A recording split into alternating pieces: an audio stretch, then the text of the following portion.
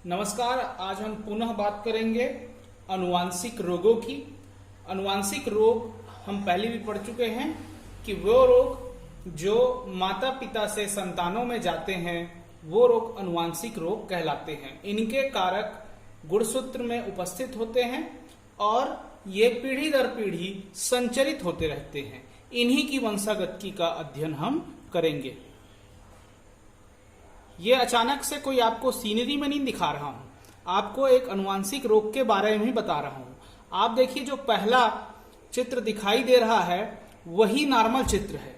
इसके अलावा यहाँ पे 3 अन्य चित्र आपको दिख रहे हैं कुल 4 चित्रों में से।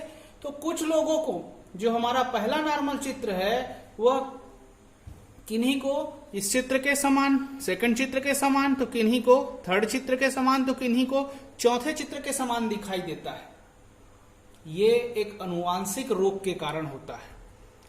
इसको आप ऐसे देखिए कि जैसे हमने कलरफुल पेंसिल्स को जमा दिया है तो सभी लोगों को वो ऊपर वाले लाइन जो नॉर्मल विजन है वैसा दिखाई नहीं देता, और कुछ लोगों को तो आप सबसे नीचे आइए देखिए, उनको वो बेरंग दिखाई देता है। ये पूरा दुनिया उनके लिए बेरंग होता है।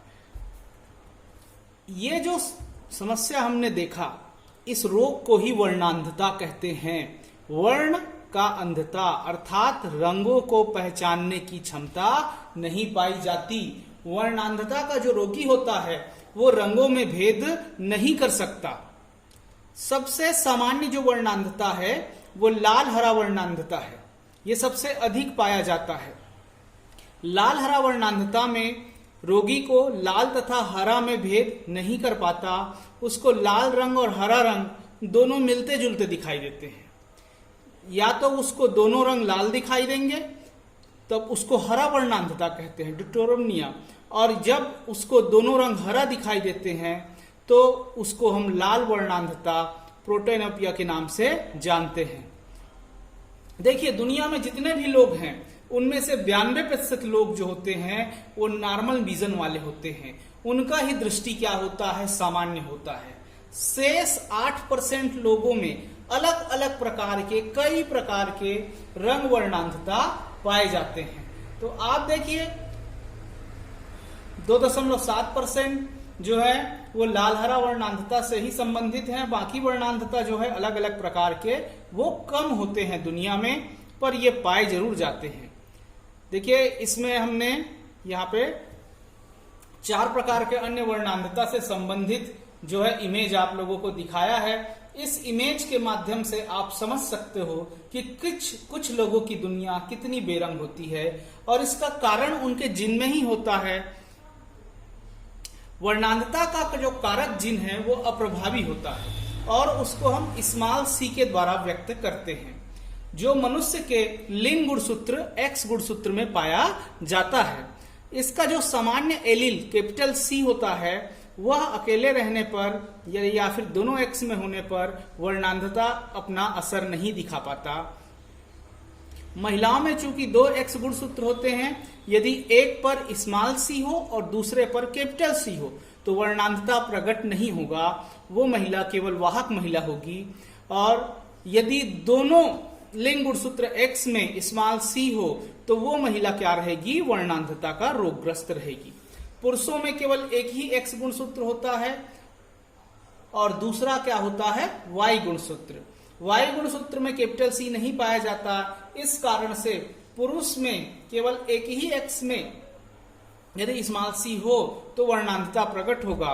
पुरुष जो है वर्णांधता का वाहक नहीं होता, वह सीधा रोगग्रस्त होता है। इसकी वंशागति को हम ऐसे समझ सकते हैं, यदि दोनों X में किसी प्रकार के वर्णांधता का स्मॉल c नहीं है तो वो सामान्य महिला होगी।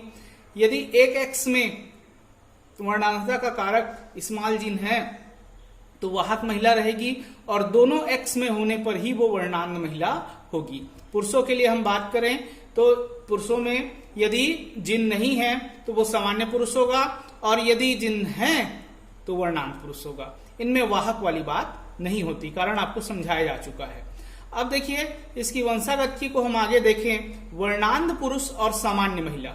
वर्णांध पुरुष और सामान्य महिला में उनके जो जीन्स होंगे उसमें वर्णांध हमें देखिए XY में हमने X के साथ में स्मॉल सी लगा दिया है, जबकि सामान्य महिला के ये दोनों एक्स सामान्य है।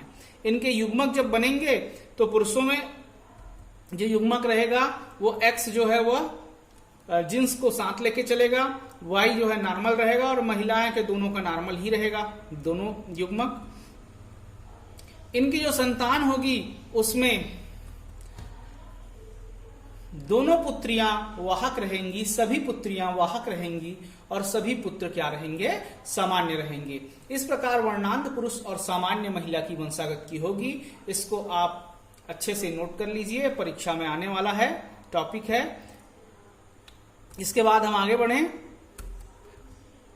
तो सामान्य पुरुष और वाहक महिला में वर्णांधता की वंशागति को देखें तो हमको ये प्राप्त होगा कि जो वाहक महिला होगी उसका जो एक एक्स युग्मक रहेगा वो वाहक जिन को धारण करे हुए रहेगा, स्मॉल सी वर्णांधता के जिन को।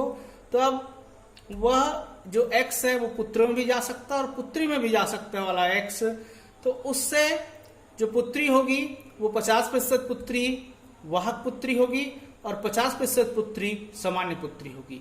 जबकि पुत्र के मामले में 50% पुत्र जो होगा वो वर्णांध पुत्र होगा और 50% पुत्र जो है वो सामान्य पुत्र होगा।